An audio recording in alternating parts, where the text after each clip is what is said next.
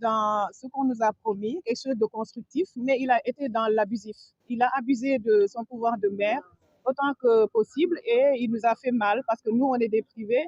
On ne peut pas se permettre de sortir dans la presse toutes les 5 minutes pour parler. On est en train de travailler, les chantiers c'est dur, mais voilà. Aujourd'hui, on est en train de travailler on essaie de ne pas s'inquiéter de ce qui provient de la mairie, mais de fait, au mois de janvier, vous l'avez tous vu, le maire est arrivé, il a fermé notre chantier avec l'aide de la police. Et pendant 2 mois et demi, on n'a pas travaillé. Et depuis que le maire a accédé au pouvoir, il nous a écrit 3 lettres pour nous demander d'arrêter le chantier. Pourquoi cela? Moi, je dirais parce que le maire, avant d'être maire, il est déjà citoyen de Gueule-Tapée. Donc, il avait promis à ces populations, peut-être à quelques amis surtout, de ne pas laisser ce projet se continuer sans pour autant qu'on accède à certaines demandes voilà, on ne peut pas y accéder, tout simplement. Le préfet, c'est notre partenaire dans ce projet. Il a ratifié tous les contrats qu'on a eu à faire, c'est son rôle et il l'a fait. Il a exercé son rôle jusqu'au bout.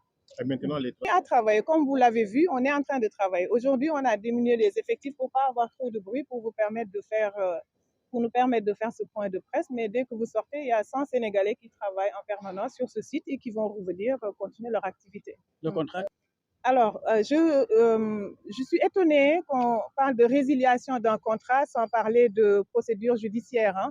On parle quand même d'un contrat de 6 milliards. Je ne sais pas par quel miracle un maire peut, juste en réunissant son conseil municipal, qui n'est qu'un conseil municipal et pas la justice, je ne vois pas comment un conseil municipal peut résilier un contrat. Et d'ailleurs, il faut le savoir, le maire a fait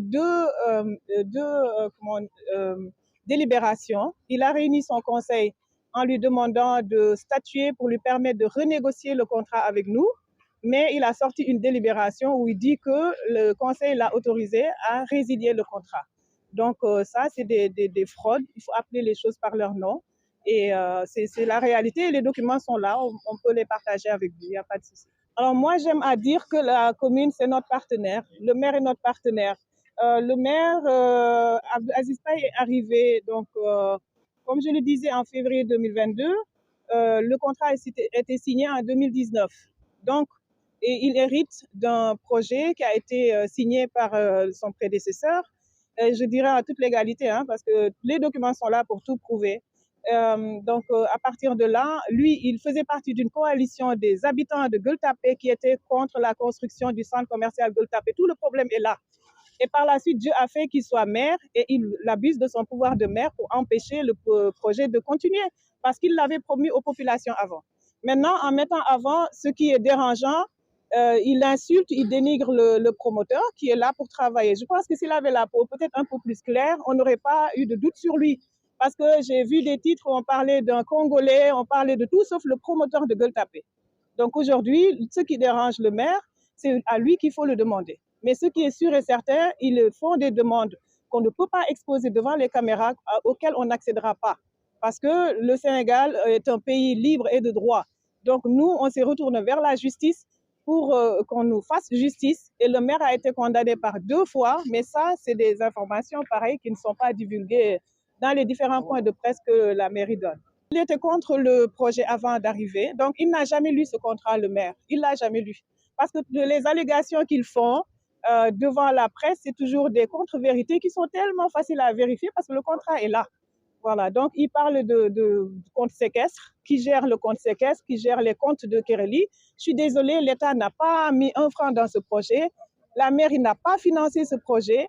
La mairie n'a participé à rien, même au volet technique même qui doit lui incomber. La mairie veut juste résilier ce contrat parce que la mairie nous dit clairement, et vous pouvez le vérifier parce que c'était à vos micros qu'il a dit, dites-nous combien vous gagnez et on vous dira de combien on a besoin. Donc ça a été dit, moi ça m'a choqué et révolté. Alors moi j'en appelle aussi à ce nouveau gouvernement pour leur dire le djubol djubol, c'est pas du tout aller faire de la délation parce qu'on a la plus grande bouche et on a le micro en face. C'est aussi d'aller chercher dans le fond des dossiers la vérité. La vérité, elle est là. Voilà. Alors, nous, ce qu'on est en train de faire, c'est une livraison par étapes. Parce que comme c'est un projet où tous les 2 mois, on a un arrêt possible de chantier du fait de la mairie, on ne peut plus se permettre de donner des délais. Donc, si on cumule tous les arrêts que le maire a eu à faire avec des travaux qui ont démarré officiellement en janvier 2022, on n'est pas du tout en retard, excusez-moi. On n'est pas en retard. Administrativement, les délais se tiennent, on peut prouver, vous pouvez prouver aussi parce que vous avez été là pour montrer à l'image ou écrire que la mairie a arrêté le chantier. Tout ça est imputable à la mairie, les retards.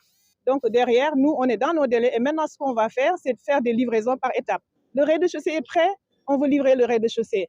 Le premier, les techniciens nous donnent un délai de 3 mois pour le livrer, on le livre, Inch'Allah, dans 3 mois, etc. Voilà, c'est comme ça qu'on va procéder.